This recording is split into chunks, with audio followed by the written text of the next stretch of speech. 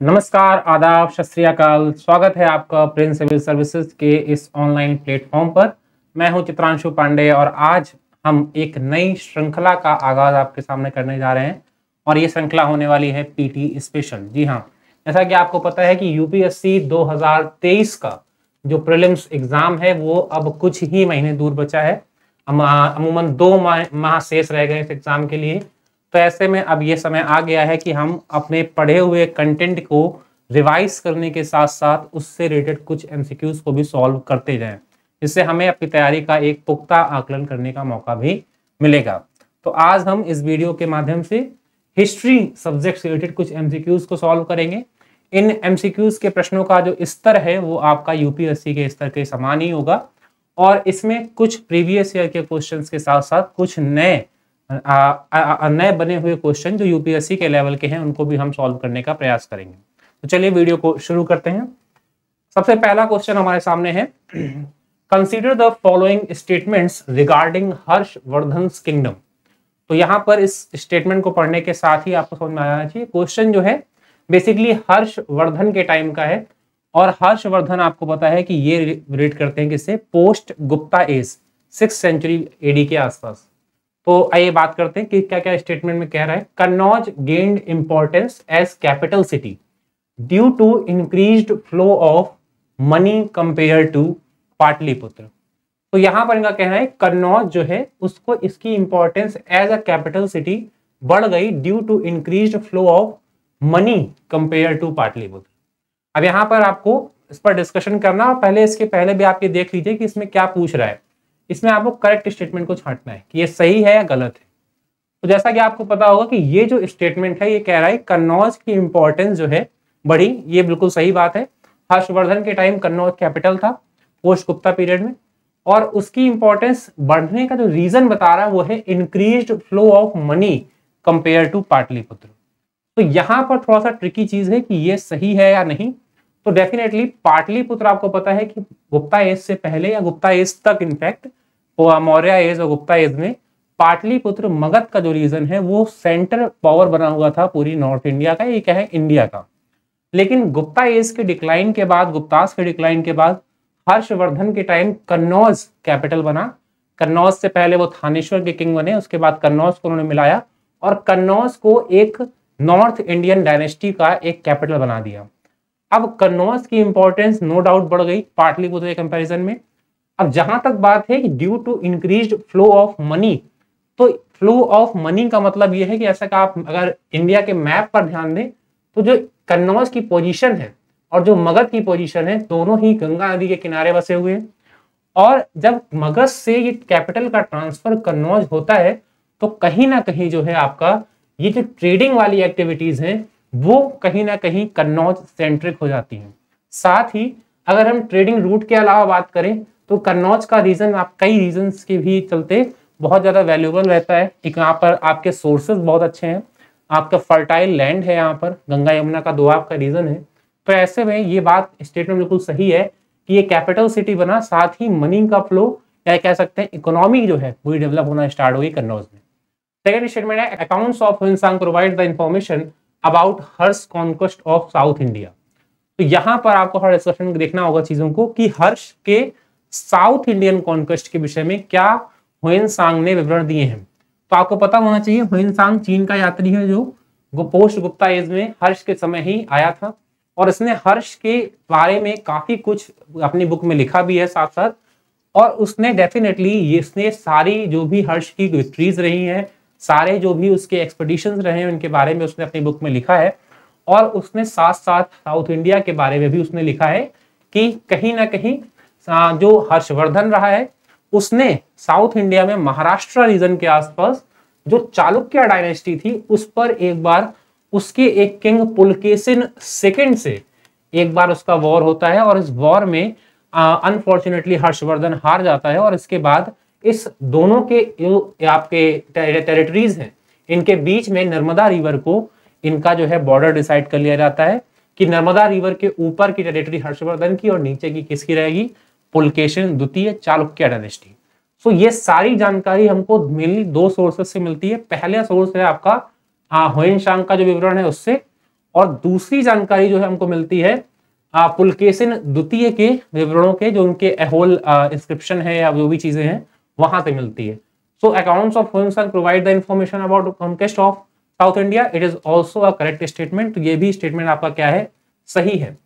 In the latter parts of his life Harsh converted into Hinayana Buddhism. तो ये बात भी कहीं ना कहीं पार्शियली ट्रू है। रीजन इज, जो हर्षा है वो पहले शैव मत को मानने वाले व्यक्ति थे। शैव आपको पता है जो हिंदुज्म है उसमें आगे चलकर वैदिक में एक ब्रांच बन गई कई सारी। ये हालांकि एक बहुत अलग और लॉन्ग टॉपिक है, उसको कभी हम बार बार डिस्कस करेंगे। शैव बेसिकली आप ये डाल सकते हैं, वैष्णविज्म आपका विष्णु, भगवान विष्णु के उपासक, और शैविज्म जो है भगवान शिव को मानने वाले लोग थे। तो Harsh in his early life was a follower of और disciple of Shaivism, but it is also true that after coming of Hiuen into his life because of his influence, Harsh ने कन्वर्ट कर लिया अपने आप को बुद्धिज्म में, लेकिन उसने हीनयान को नहीं अपनाया। ही एडॉप्टेड द महायान शाखा जो है उसकी, उसको एडॉप्ट किया था, ना कि हीनयान को। तो इस चीज को आपको पता होना चाहिए कि यहाँ पर हीनयान गलत है। और इसका आप अंदाजा एक और गेस से भी लगा सकते हैं कि कहीं ना कहीं after the death of Buddha in the fourth council of Buddhism, वहां पर जब विभाजन होता है इन दोनों का, महायान और हीनयान का, कनिष्क के समय, तब कहीं ना कहीं जो है हीनयान की वैल्यू उतनी नहीं रह जाती कंपेयर टू महायान, क्योंकि महायान ही वो ब्रांच थी बुद्धिज्म की जिसने आगे चलकर आइडल वर्शिप्स और इन फिजिकल चीजों को इंप्लीमेंट किया। और कहीं ना कहीं जो फॉरेन कंट्रीज में जो प्रसार करने का क्रम है, वहां भी जो है चाइना की अगर हम बात करें या साउथ ईस्ट एशिया की बात करें, तो वहां भी जो बुद्धिज्म की ब्रांच पहुंची वो महायान की थी। सो डेफिनेटली अगर ह्यूएन आया है और उसके इन्फ्लुएंस से अगर हर्षवर्धन ने अडॉप्ट किया है बुद्धिज्म को, तो डेफिनेटली वो चाइना वाली ब्रांच महायानी रही होगी, ना कि हीनयान। ये एक गेस है, एक चीजों को करेक्ट करेंगे तो आप जल्दी चीजों को पकड़ पाएंगे। एक तरीका मैंने आपको बताया कि अगर आपको स्टेटमेंट नहीं भी पता था ये फैक्ट, तो भी आप इस तरीके से गेस करके इस चीजों को हल कर सकते हैं। तो this statement is not correct. अब हम देखते हैं कौन सा स्टेटमेंट आंसर सही बैठता है। तो पहला और दूसरा ये दोनों स्टेटमेंट सही है। The answer is D. Comment करके हमें जरूर बताइए कि आपका आंसर भी पहले डी आपने निकाला या कुछ और निकाला, और गलती आपसे कहां हुई। चलिए अपने सेकंड क्वेश्चन पर आते हैं। Consider the following statements regarding Satavahana dynasty. अब सातवाहन के बारे में पूछ रहे हैं। अभी पहले किसके बारे में पूछा, हर्षवर्धन। अब किसके बारे में पूछ रहे हैं, सातवाहन। तो पहले ही दिमाग में आपको फ्रेमवर्क तैयार कर लेना है आगे बढ़ने से पहले। सातवाहन डायनेस्टी बेसिकली किस टाइम को बिलोंग करती थी, पोस्ट मौर्य पीरियड को। किस टाइम को, पोस्ट मौर्य पीरियड। आपको क्रोनोलॉजी पता होनी चाहिए अब तक डेफिनेटली, क्योंकि स्टोन एज, आईबीसी, इसके बाद Mahajanapada period, Buddhism, Jainism, invasion of foreigners, और इसके बाद आपका आता है Maurya age, post Maurya, Gupta, post Gupta. तो मौर्य एज के बाद जो टाइम है पोस्ट मौर्य एज, वहां पर साउथ इंडिया में एक किंगडम एस्टेब्लिश होता है, सातवाहन किंगडम, और इसके बारे में क्वेश्चन पूछा गया है। चलिए स्टेटमेंट देखते हैं। The founder of the Satavahana dynasty was Simuk. So ये स्टेटमेंट सही है। The founder of Satavahana dynasty was Simuk. ये सिमुक ही व्यक्ति था जिसने, जो मगध का रीजन है जहां पर मौर्य के डिक्लाइन के बाद सुंग डायनेस्टी आई, उसके बाद कर्ण डायनेस्टी आई, और उसी कर्ण डायनेस्टी के लास्ट किंग को मार करके सिमुक ने इस सातवाहन डायनेस्टी को एस्टेब्लिश किया था। बेसिकली डायनेस्टी आपकी इस इंडिया के मैप की अगर हम बात करें तो इस महाराष्ट्र और आंध्र प्रदेश के रीजन में ये मेन एम्पायर फैला हुआ था, और धीमे धीमे ये नॉर्थ की तरफ भी अपने आप को एक्सटेंड कर रहे थे। तो Simuk was the founder, it is a true statement. इसके बाद the Nasik and Nana Ghat inscription throw light on the reign of Simuk. तो यहां पर थोड़ी सी चीजों को कंफ्यूजन किया गया आपके लिए कि दोनों ही जो इंस्क्रिप्शन है, नासिक अभिलेख की अगर हम बात करें या नाना घाट अभिलेख, they both are related to Satavahana dynasty, but the problem is कि सिमुक के बारे में ये दोनों इंस्क्रिप्शन नहीं है। द राइट आंसर इज कि ये दोनों इंस्क्रिप्शन, नाना घाट अभिलेख हो या फिर नासिक, ये दोनों रिलेटेड हैं इसके एक बहुत इंपॉर्टेंट किंग के बारे में, और उनका नाम है गौतमी पुत्र सातकर्णी। गौतमी पुत्र सातकर्णी। तो ये दोनों इंस्क्रिप्शन आपके रिलेटेड हैं किससे, आपके गौतमी पुत्र सातकर्णी से। तो ये स्टेटमेंट आपका क्या हो जाता है, गलत हो जाता है। तो आप देखते हैं कौन सा स्टेटमेंट सही है। Which of the following is are correct. तो आपका सिर्फ कौन सा सही है, 1। तो 1 only is the right answer. चलिए आगे बढ़ते हैं मैं तीसरे क्वेश्चन पे। कमेंट करके आप जरूर बताइए कि आपने मेरे बताने से पहले क्या क्या आंसर गेस करे थे, ताकि हम बाद में एक अनुमान आपका भी रख सके कि आपको कितना इस समय आपका नॉलेज का लेवल क्या है, या आप कितना अच्छा अप्रोच कर पा रहे हैं किसी क्वेश्चन को। Next question, consider the following statement regarding the Rashtrakutas. तो पहला हमने पढ़ा हर्षवर्धन, फिर हमने जाना सातवाहना के बारे में एक क्वेश्चन, अब हम पूछ रहे हैं राष्ट्रकूटास। तो दिमाग में एक फ्रेमवर्क तैयार करिए, राष्ट्रकूटास कब और कहां से बिलोंग करते थे। तो after Harshvardhan, the decline of Harshvardhan, उनके एम्पायर के डिक्लाइन के बाद basically Kannauj became the centre of Indian political power, और इसको पाने के लिए तीन किंगडम्स आपस में फाइट कर रहे थे। From the west portion it was Pratihara, from the east it was Pala, and from the south it was Rashtrakutas. तो ये राष्ट्रकूट जो थे बेसिकली चालुक्य के बाद आने वाली डायनेस्टी है, और इनके बाद एक बार फिर से एक बार चालुक्य आएंगे। दोनों चालुक्य ब्रांच अलग हैं। जो पहली ब्रांच है उसको बादामी या बातापी के चालुक्य कहते हैं। इनके फ्यूडल्स के रूप में राष्ट्रकूट थे, वो आगे आएंगे, और राष्ट्रकूटों को हटा करके फिर से एक बार कल्याणी के चालुक्य सामने आ जाएंगे। तो ये हिस्ट्री में थोड़ा सा क्रोनोलॉजिकल ऑर्डर समझना पड़ेगा। तो इन्हीं राष्ट्रकूटास के बारे में बात कर रहे हैं। अराउंड 8 to 10 सेंचुरी इनका टाइम माना जाता है, कहीं कहीं आपको 7 to 9 सेंचुरी में मिल जाएगा। अब इनके बारे में देखते हैं क्या क्या चीजें हैं। Jainism was flourishing among the Vaishnavism in the kingdom. अब ये थोड़ा ट्रिकी क्वेश्चन है, सातवाहना डायनेस्टी हो या फिर राष्ट्रकूट हो, ये कंप्लीटली जो है हिंदुज्म को मानने वाले किंग्स थे, लेकिन इसका मतलब ये नहीं था कि ये अदर रिलीजन्स के लिए लेकर के लिए बहुत ज्यादा मतलब लिबरल नहीं थे। ये अदर रिलीजन्स को भी अपने किंगडम में फ्लोरिश होने देते थे। तो Jainism was flourishing along with Vaishnavism, it is a true statement, because ये स्टेटमेंट इसलिए सही हो जाता है क्योंकि आपका दोनों जैनिज्म भी फ्लोरिश कर रहा था, साथ साथ वैष्णविज्म और शैविज्म के तो दोनों मानने ही वाले किंग थे। तो ऐसे में ये स्टेटमेंट आपका सही है। The Rashtrakuta kings promoted the Arab trade by maintaining friendship with them. तो ये भी एक क्वेश्चन स्टेटमेंट बहुत ट्रिकी है कि राष्ट्रकूट जो किंग थे उन्होंने अरब की ट्रेड को प्रमोट किया था bye maintaining friendship with them. क्या ये स्टेटमेंट आपको सही लग रहा है? कमेंट करके बताएं हमें। अगर ये स्टेटमेंट आपको गलत लग रहा है तो आप गलत हैं, क्योंकि ये स्टेटमेंट भी कहीं ना कहीं सही है। क्योंकि जब तक इंडिया में मुस्लिम इन्वेजन नहीं होता, इस्लाम का इन्वेजन नहीं होता, तब तक अगर आप मोहम्मद बिन कासिम की भी बात करेंगे अराउंड 712 में, तो पहला इन्वेजन माना जाता है इंडिया पर, वो इन्वेजन भी कहीं ना कहीं कुछ ट्रेडिंग रूट्स को लेकर ही हुआ था। एक किंग था दाहिर नाम का सिंध रीजन में, उसके कुछ आप कह सकते हैं पायरेट्स टाइप के जो समुद्री डाकू होते हैं, उन्होंने उन अरब के शिप्स को लूटा था, और उसके बाद ही मोहम्मद बिन कासिम ने सिंध रीजन पर आक्रमण किया। तो कहीं ना कहीं अरब रीजन से आपकी ट्रेडिंग एक्टिविटीज जुड़ी हुई थी, और ये इंडिया में बहुत लंबे समय से चला आ रहा था। मौर्यन एम्पायर या इसके पहले से भी इंडिया जो है वेस्टर्न कंट्रीज अरब रीजन से ट्रेड कर रहा था।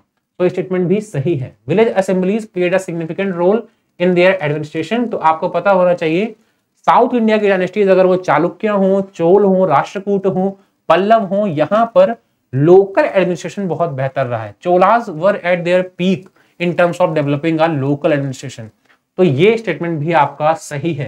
तो तीनों स्टेटमेंट आपके सही हैं। The answer should B D. चलिए आप बढ़ते हैं नेक्स्ट क्वेश्चन पर। अगला क्वेश्चन आपका है, consider the following statement regarding society under Pallavas. तो देखिए हम एक एक करके एक एक डायनेस्टीज के बारे में डिस्कशन कर रहे हैं कि किसी भी डायनेस्टी से किस तरह के क्वेश्चंस आपसे पूछ सकता है एग्जाम में। एक बात ध्यान रखिए, जब भी क्वेश्चन आपके स्टेटमेंट वाइज होंगे, एक consider the following statement, in statements पर क्विकली जंप करने से पहले आपको इस गिवन जो भी चीज दी हो, किसी भी डायनेस्टी का नाम या जो भी चीज फैक्ट आपको दिया हो, इसके बारे में सारी इंफॉर्मेशन एक बार रिकॉल कर लीजिए।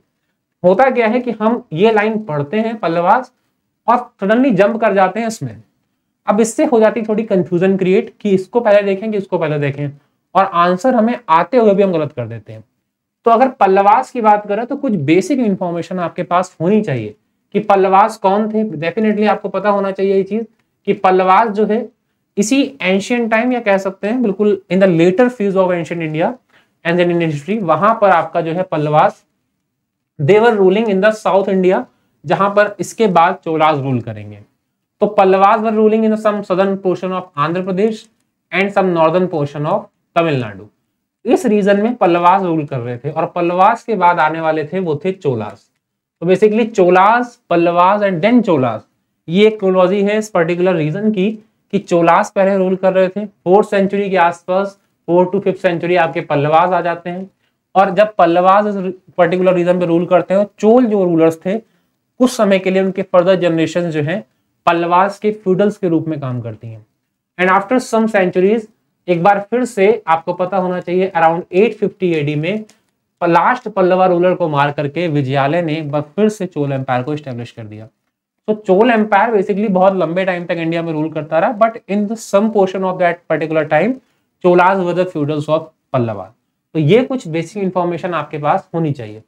क्योंकि क्वेश्चन सोसाइटी के बारे में है तो यहाँ पर चीजें पॉलिटिकल नहीं होंगी, सोशल होंगी।